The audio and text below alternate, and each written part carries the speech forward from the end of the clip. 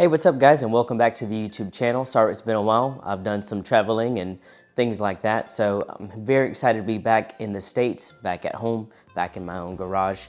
And I want to share real quick with you just this video, just the journey to Sheffield, and talk a little bit after and during about my experience and how the competition left me feeling afterwards, and just the whole journey and process of actually getting invited, then uninvited, then re-invited. But stay tuned, we're gonna go all of that super in depth. I thank you guys so much for being patient while I put out this video. I look forward to reading the comments on what you guys think of everything and whether or not you would have gone if you were in my shoes and got an invite last minute. Let me know. This is how I started my Sheffield journey. Today is the 10th and I am currently sick. I haven't trained all week, but super excited to be an alternate. Let's see what happens. Definitely not feeling my best. I got a cold sore coming in, which absolutely sucks. But good news, good news. Everything has a silver lining. Give me a whole week of rest. Hopefully I can start feeling better and then start training again tomorrow. It's gonna be super weird training experience because I've only got like a week to get ready and then fly out. So this was literally the next day after me making that video, and this is one of my favorite training sessions I've had in a while. I did this on Instagram Live, and it was super cool experience kind of chatting with everybody during. But this is 270 kilos, which is just shy of 600 pounds. It was really big for my confidence to be able to do this literally after a week of being sick and no training. Here's just some heavy bench press. Still feeling a little under the weather, but definitely feeling good and feeling just overall better. And again, just huge confidence boost to be able to train heavy after a week of absolutely no training and being sick. And here's a few days later with a little bit of deadlift, grip, still holding strong. All right, been doing very terrible keeping track of the vlog, but it's about 2 weeks since, or a week and a half since my last kind of update on here. Sitting in the truck waiting to get my hair cut. Gonna have to chop this mop top a little bit just so we can look fresh as fuck for the SBD photos and everything like that. Today is Jessica's birthday, so we're gonna do some celebrating today and then leaving tomorrow afternoon to Orlando to then arrive in Manchester on Friday morning-ish. So next time you guys will see me, it'll be tomorrow, and then we will be on our way to the UK to potentially live in the Sheffield. Okay, really small update. Made it to the UK. I'm here with my best friend Seth. We're gonna have a great time. And yeah, so I didn't get much of the travel just because it wasn't really eventful. It was a super smooth flight, and right now we're waiting for our ride to head back to the hotel. We're gonna do some Starbucks, and yeah, be fun.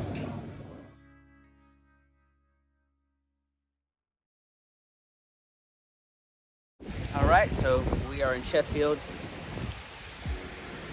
and we are just kind of walking around, checking out the sights, seeing what we can see. It looks pretty awesome so far. Real old-timey, so we're excited to explore. Just got checked in, took forever to get there from the airport to the hotel, but very excited to be here, and let's see what happens this weekend. So this was a really cool experience. So the day after arriving, SBD set up this really cool little setup in a room downstairs to have very professional, very well done photos of all the athletes. It's extremely cool. I thought it'd be really neat to film some of this. I had a really cool time doing it, as you know, this is probably like the first photo shoot I've ever been a part of that it was just me and just for powerlifting. Did one in the SBD shirt and then switched over to the USA singlet. They had all of our singlets on a coat rack, which was really cool with our specific names on them. And I just had a really cool time doing this. You know, this was definitely, like I say, once in a lifetime-ish experience. And yeah, it just made me feel like a real professional athlete. And that's something that really separated this competition versus any other one that I've ever even just been to, regardless of being a part of it or not, was the caliber of meat. SBD put on a phenomenal show. It just, everything was top tier, and it really made me feel like a professional athlete. And being from the States where powerlifting is really not that big, it was just an overall awesome experience to see that. It was absolutely fantastic.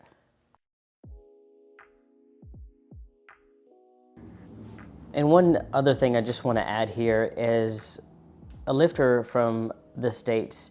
This right here was just so awesome to experience this kind of thing and have just so many professionals on deck to not only take photos, but just to make sure everything was ran well and organized well. Big shout out again to all of the cast and crew of SBD for making this dope ass meet happen.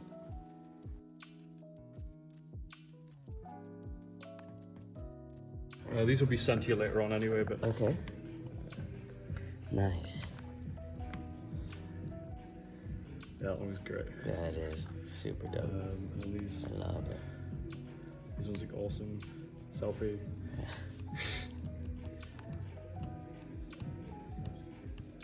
Nice. Yeah, just the background looks so dope. Background, yeah, it looks amazing, doesn't it? Yeah. Just that split second of light is like perfect. It's great. Ah, it's super cool, dude. Awesome. So I'll get all these edited. Yeah, for sure. And all right, guys, so we're back in the hotel room after taking photos. I haven't done a lot of updates because we haven't done too much. Yesterday, we went out to a little pub and had a beer, and that was kind of fun. Had some lunch, and I want to show you guys the view of the hotel room. Hold on a second. So my classic view of this beautiful town. I mean, coming from you just don't see buildings like this, and it's just, look at that clock tower. It's just, whatever that is, just absolutely gorgeous.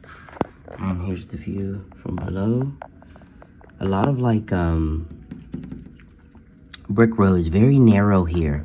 You see a lot of people parking like on the sidewalk, kind of like New York. I guess every big city is kind of the same. And then look at that church, that castle looking thing. It's just absolutely beautiful. Today we're gonna go to London, and London's gonna have some really cool stuff to see. I'll definitely capture some stuff of that. Looking forward to that. Now, just wanted to kind of share my thoughts a little bit on the competition, and like, you know, so I'm probably not gonna lift. You know, everybody did show up. So with everybody showing up, that leaves me in a position where, you know, I really gotta like, someone's gotta just be like, drop out and not lift, which is probably not gonna happen considering that they've flown all the way down here. And this isn't like the World Championships where like if you miss weight, you can't compete in the next weight class. So if somebody does miss weight, they'll be able to compete in the next weight class up. So if somebody like in the 66s doesn't make weight, they'll be able to just lift in the 72s. So it's not a lot of room for me to be able to compete. So I'm probably not gonna worry about making weight. I was concerned with making weight. I wanted to make weight, but with the competition being set up with the rules that they are, you know, I'm not gonna be able to, which I mean is a bummer, but at the same time, it's something that I knew was likely gonna happen, was me not be able to compete because, you know, I'm just an alternate, just as a backup, just in case. I am appreciative of SBD sending me out here and things like that. You know, everything is paid for, but at the same time, I don't know, I'm conflicted. I'm glad that Seth is here. I'm glad that we'll be able to at least have like a bro trip. And, you know, again, SBD paid for the hotel, paid for the flight, paid for the food. So, you know, I'm not really missing anything but time in a sense. Feels weird here though, but doing like the photo shoot and doing things like that where, you know, I'm not even gonna be lifting. So I'm a part of the promotion for everything, but I'm not gonna be part of the competition, which I have conflicting feelings about. But the way that I'm looking at it, it's a free trip to Europe. I've never been to the UK, and I'm gonna do the most of it, enjoy it, little vacation, and then tomorrow get to watch some powerlifting, and I think that will be cool. I can almost see my breath. Dude, you look like a tourist, bro. You look like a tourist, bro. I am a tourist. Put your phone down. Put your phone down, Mike. I am a tourist. I know, we are tourists. Hey, so Seth and I are in the Sheffield train station. We're about to head to London. Spend some time out there today, see the sights, check everything out. Maybe all the sites. All the sites, as much as we can in about 4.5 hours. So we're gonna be looking all the ways and do all the things. But we're gonna bring you guys along. It's gonna be super cool.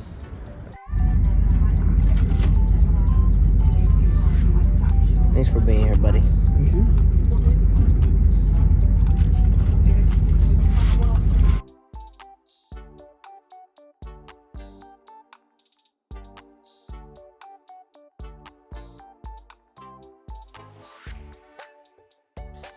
So our first time in London was pretty cool.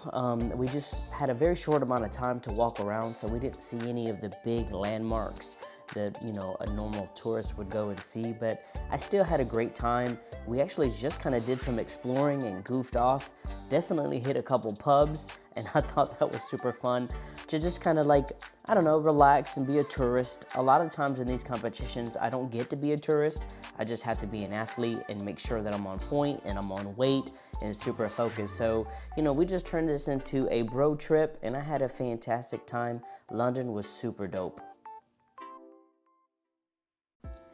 Now, I do want to talk about my favorite experience of this trip, bar none, is actually just meeting all of you guys, the fans, people that I've actually connected with on social media, or just people who've been, you know, fans of mine from afar. It was super awesome to get to meet every single one of you who wanted to come up and say hello, take a photo, sign an autograph.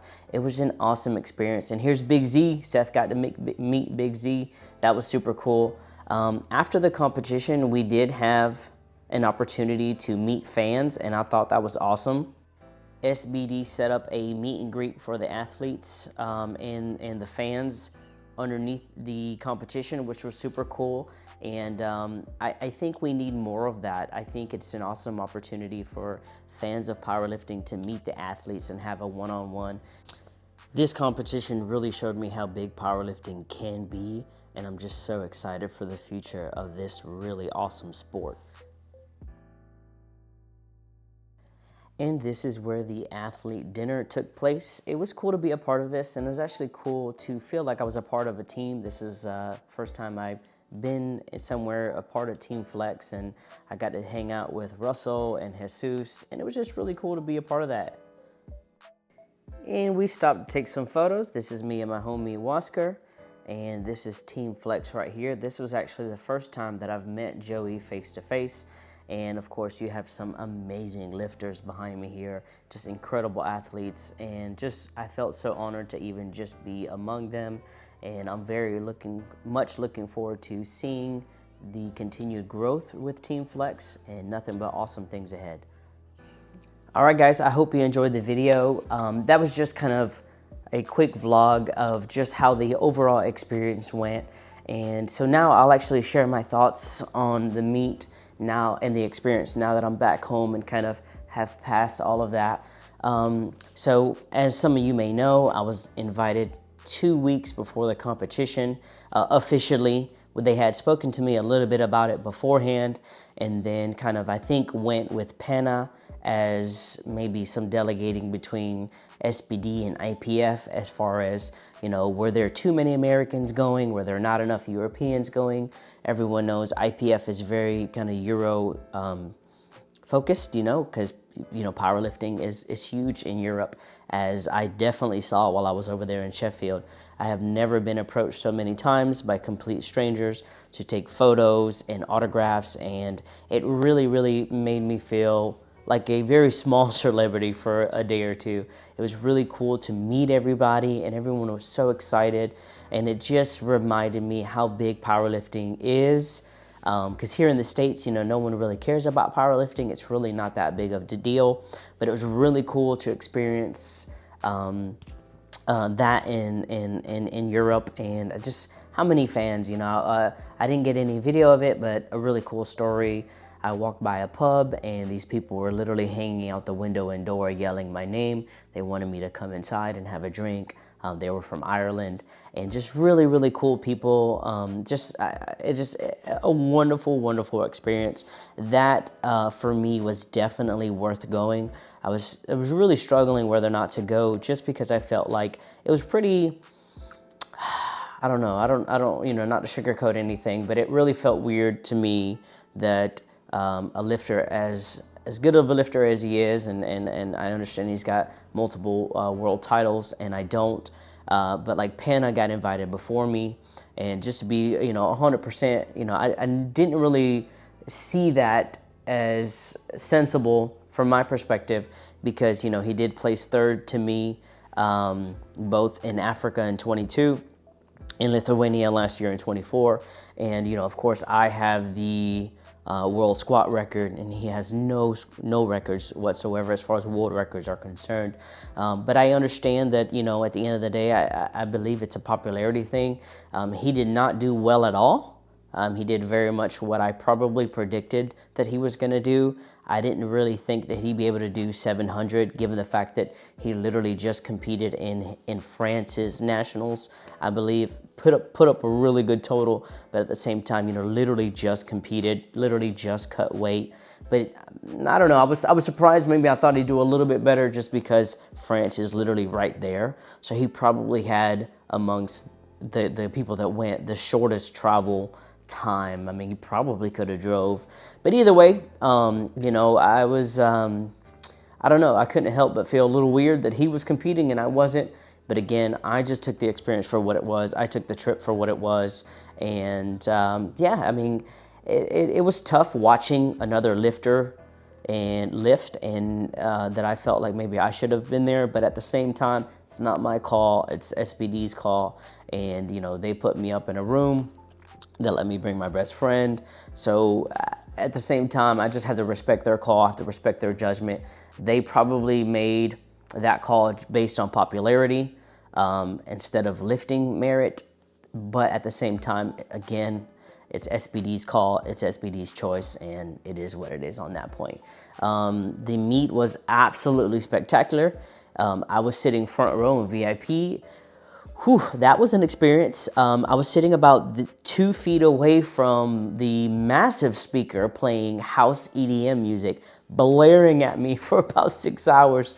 So that was pretty tough to endure, but the show itself was super cool. They had smoke, they had lights, the energy, the MC was killing it. I don't know his name, but he's a pretty cool guy. He seems to know a little bit about every lifter and kind of kept the crowd engaged to the best of his ability with what he had to work with. So I thought that was really cool.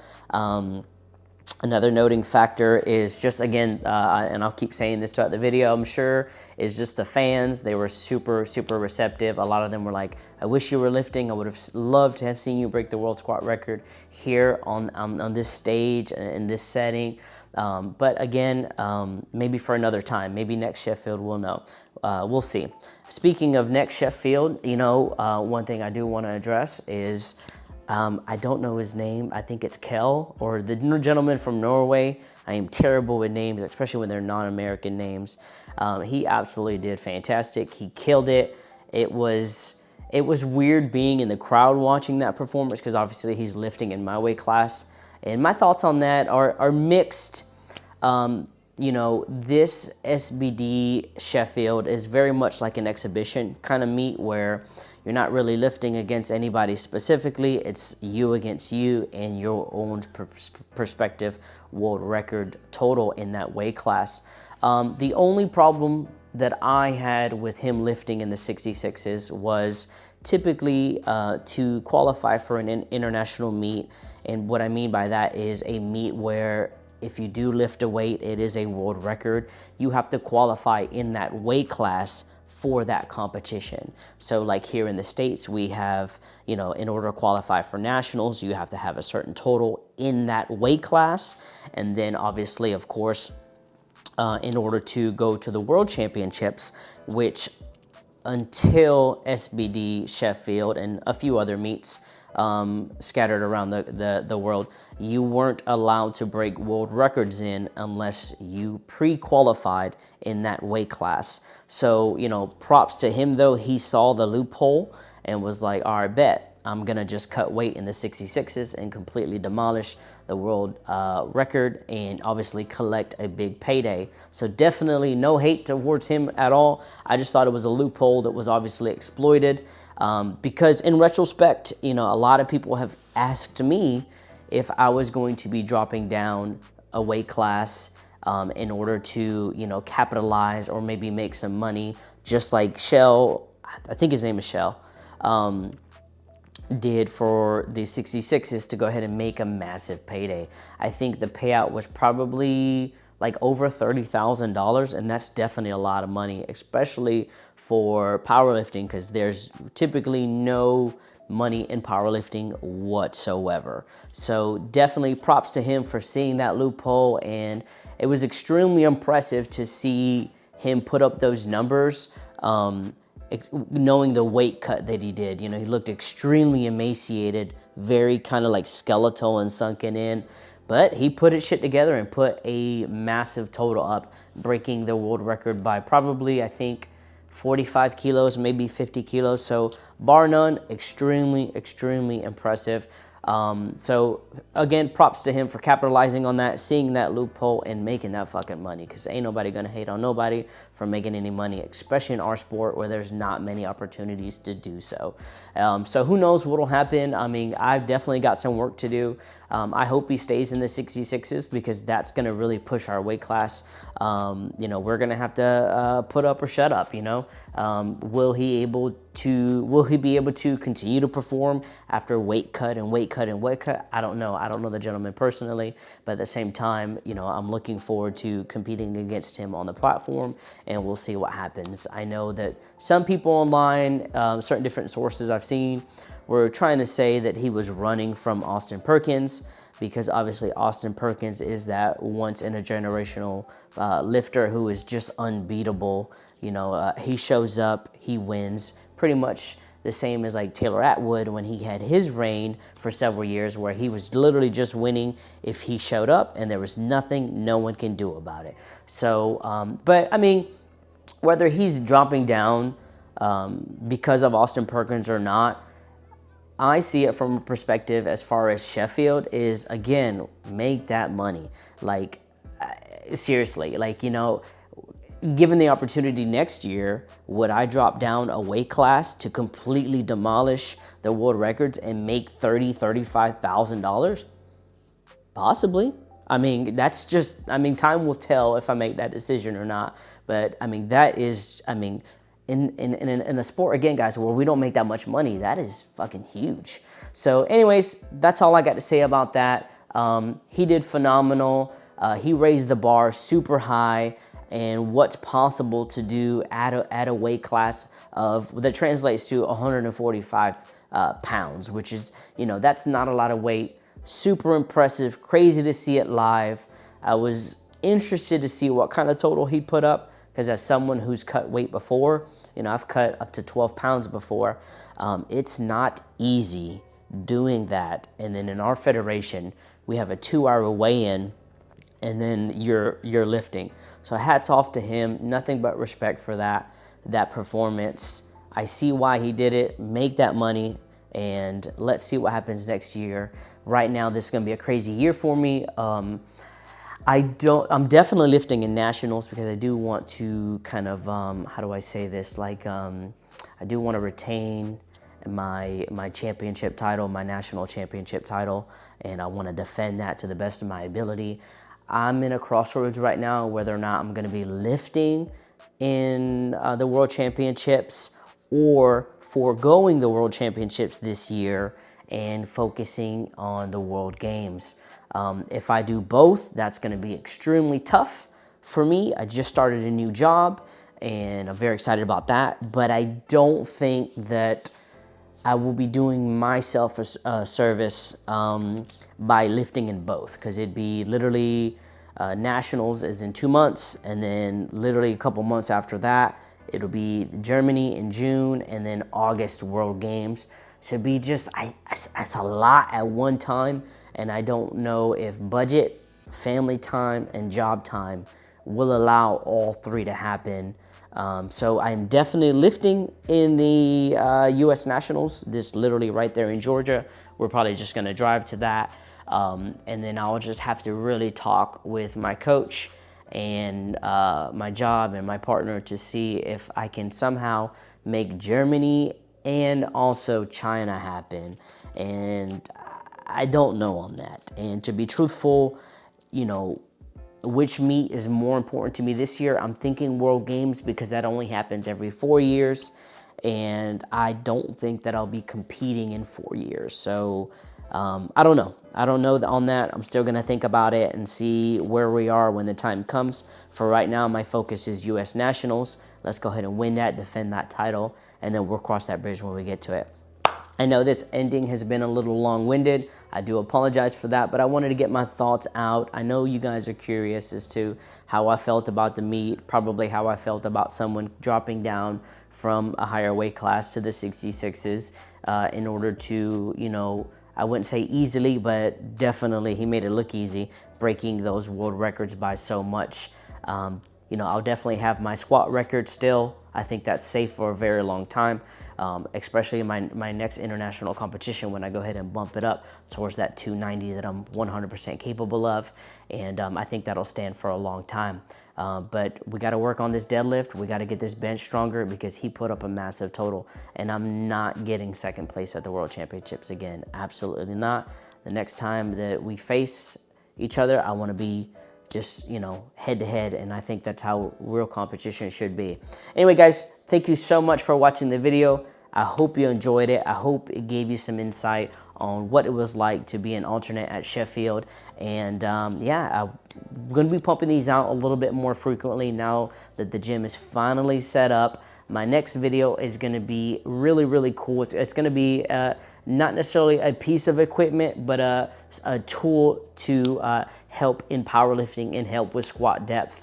And that's something that I think a lot of you guys will enjoy. Thanks again so much for watching the video, guys, and we'll see you in the next one.